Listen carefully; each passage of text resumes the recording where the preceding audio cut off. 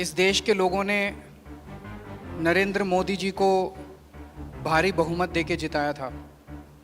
इन 9 साल के अंदर उनके पास मौका था, वो देश के लिए बहुत कुछ कर सकते थे, लेकिन इन 9 सालों में उन्होंने एक भी सेक्टर ऐसा नहीं है जिसमें हम कह सकें कि तरक्की हुई है।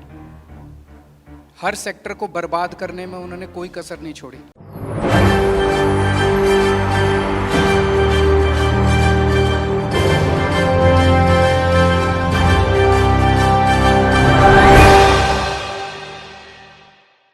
नमस्कार, मैं नाज़मीन खान और आप देख रहे हैं SPN 9 न्यूज़। मानसून सत्र की शुरुआत होते ही यहाँ पर बड़े बड़े मुद्दों पर संसद में बहस छिड़ेगी। एक बहस यहाँ पर मणिपुर हिंसा को लेकर है, तो दूसरी बहस यहाँ पर यूनिफॉर्म सिविल कोड को लेकर है, तो तीसरी बहस यहाँ पर मोदी के अध्यादेश को लेकर है। क्योंकि सीधे तौर पर कहा गया था कि जब सत्र की शुरुआत होगी तो यहाँ पर भारतीय जनता पार्टी अपने अध्यादेश को लेकर यहाँ पर सीधे तौर पर सहमति जताती हुई नजर आएगी और तमाम पार्टियों का सहयोग पाएगी और अरविंद केजरीवाल के खिलाफ इस अध्यादेश को जारी कर पाएगी। लेकिन जिस तरीके से यहाँ पर अरविंद केजरीवाल ने कहा है कि सुप्रीम कोर्ट में भी जीतेंगे और यहाँ संसद भवन में भी जीतेंगे, और सीधे तौर पर आपको बता दें कि इस पूरे अध्यादेश को लेकर अब चर्चाएं तेज हो चुकी हैं। सुप्रीम कोर्ट में एक लड़ाई अधिकारों को लेकर देखी गई। यहाँ पर उपराज्यपाल VK सक्सेना, अरविंद केजरीवाल, यहाँ पर जिस तरीके से अरविंद केजरीवाल की बात कही जाए तो कुछ यहाँ पर ऐसे फैसले होते थे, कुछ यहाँ पर अधिकार दिल्ली सरकार के पास मौजूद थे जिन पर फैसला अरविंद केजरीवाल ले सकते हैं क्योंकि उनकी सरकार है।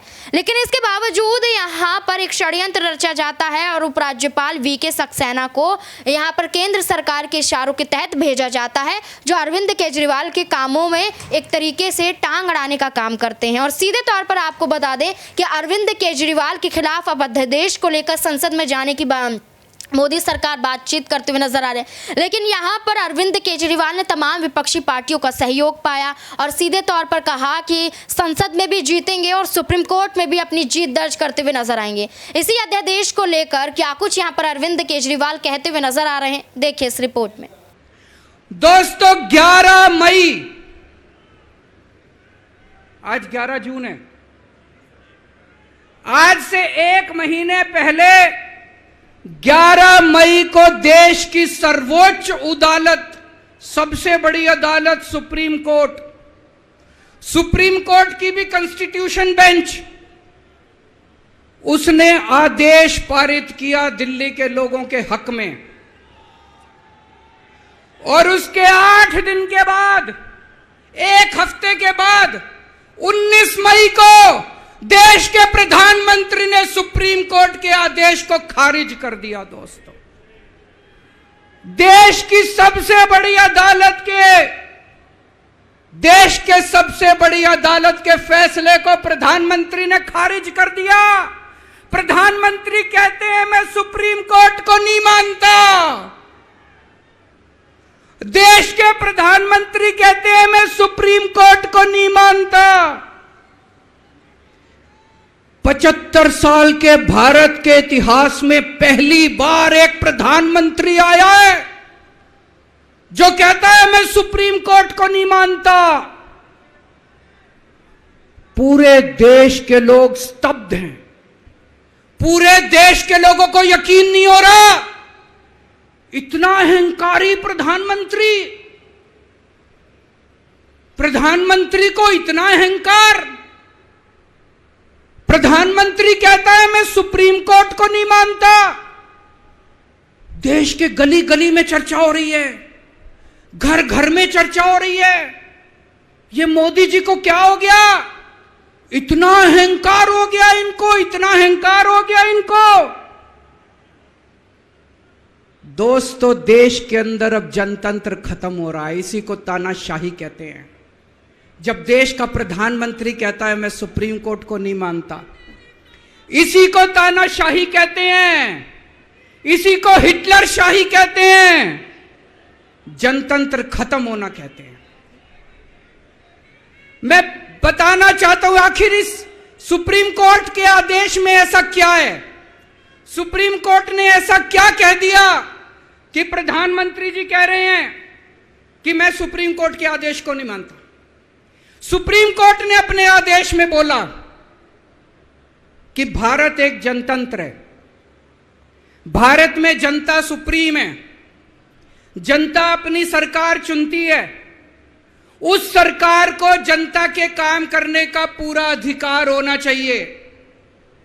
दिल्ली में भी लोग सरकार चुनते हैं, दिल्ली की सरकार को भी, जिस भी सरकार को दिल्ली के लोग चुनते हैं, चाहे इस पार्टी की सरकार हो चाहे उस पार्टी की सरकार हो, सुप्रीम कोर्ट ने कहा कि जो भी सरकार दिल्ली के लोग चुनते हैं, जनता सुप्रीम है, दिल्ली की जनता सुप्रीम है, उस सरकार को काम करने का अधिकार होना चाहिए। मैं आपसे पूछना चाहता हूं, क्या सुप्रीम कोर्ट ने गलत बोला?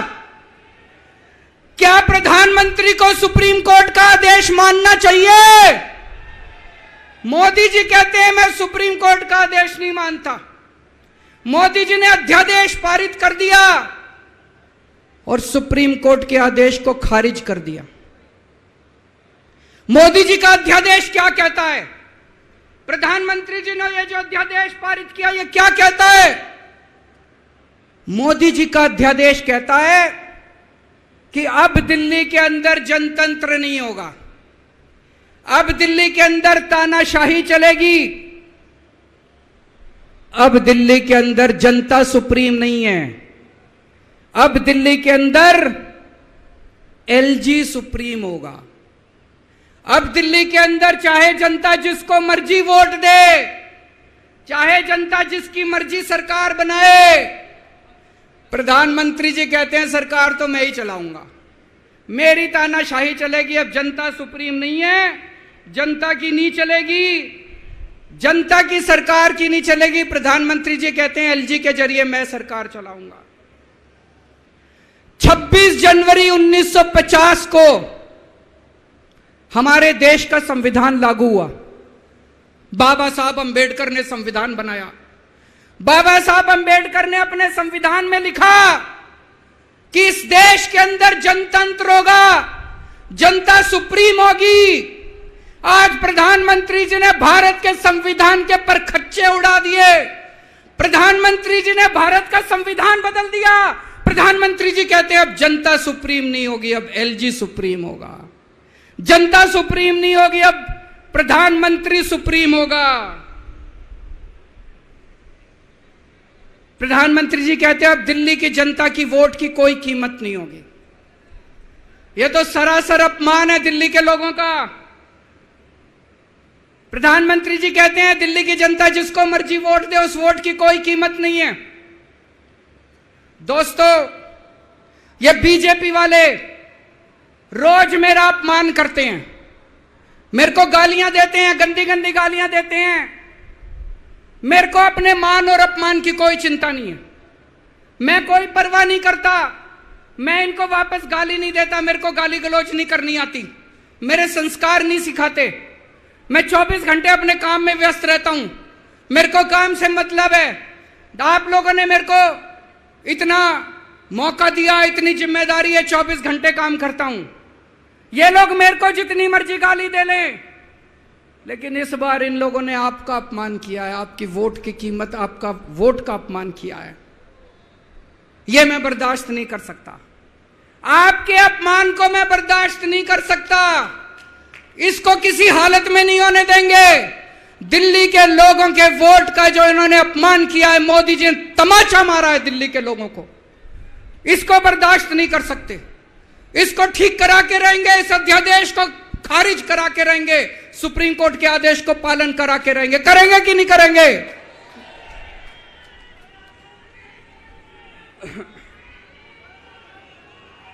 मैं पूरे देश में घूम रहा हूं, हर राज्य के अंदर गया मैं।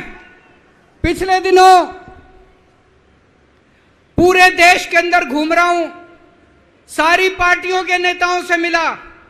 मैं आपको दिल्ली के लोगों को बताना चाहता हूं, देश के सारे लोग आपके साथ हैं। आप ये मत समझना आप अकेले हो, 140 करोड़ लोग आपके साथ हैं। वेस्ट बंगाल के लोग आपके साथ हैं, तमिलनाडु के लोग आपके साथ हैं, केरला के लोग आपके साथ हैं, महाराष्ट्र के लोग आपके साथ हैं, बिहार के लोग आपके साथ हैं, उत्तर प्रदेश के लोग आपके साथ हैं, मध्य प्रदेश के लोग आपके साथ हैं। 140 करोड़ लोग मिलके इस अध्यादेश का विरोध करेंगे, जनतंत्र को बचाएंगे। दोस्तों, जैसे कि आपने अरविंद केजरीवाल को सुना, अब यहाँ पर सीधे तौर पर उन्होंने ये कहा है कि सुप्रीम कोर्ट में तो ये मामला चल रहा है और सुप्रीम कोर्ट की तरफ से यहाँ पर फैसला भी सुनाया गया। यहाँ पर सुनवाई की तारीख तो दी गई, लेकिन ये कहा गया कि इस मामले पर एक बार अगर फैसला ले लिया गया है तो उपराज्यपाल वीके सक्सेना को साफ तौर पर यहाँ पर एक तरीके से सवाल नहीं उठाने चाहिए, मोदी सरकार को सवाल नहीं उठाने चाहिए, जिसको लेकर अब यहाँ पर लड़ाई लंबी लड़ती हुई दिखाई दे रही है और अरविंद केजरीवाल अपनी जीत का दावा करते हुए नजर आ रहे हैं। अब आपको क्या लगता है कि क्या यहाँ पर अध्यादेश वापस होगा? क्या सुप्रीम कोर्ट में अरविंद केजरीवाल अपने अधिकारों को लेकर जीतते हुए नजर आएंगे? क्या है आपकी राय? कमेंट बॉक्स में जरूर बताएं। धन्यवाद।